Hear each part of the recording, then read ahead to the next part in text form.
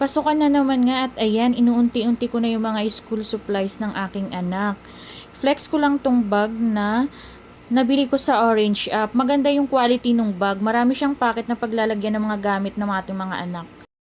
Malambot yung handle niya. Sure na hindi mabibigatan or masasaktan ang ating mga anak kapag dala-dala na tong bag na to. At ayan nga, i-check ko na lahat ng zipper, all goods, lahat. Ayan, marami siya talagang packet na paglalagyan. Nag-sample na ako na ilagay lahat yung mga gamit na nabili ko dyan sa bag na yan. Kung sa tibay ngayong pag-uusapan, ang rate ko dito is 100% talaga. At habang wala pa nga yung pasukan, inuunti-unti ko na yung mga gamit ng anak ko.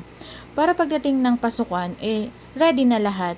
Alam naman natin lahat na mas mura talaga sa mga online store like sa mga Orange App, Blue App. Para habang papalapit na yung pasukan is makumpleto na yung mga gamit ng anak ko. Bukod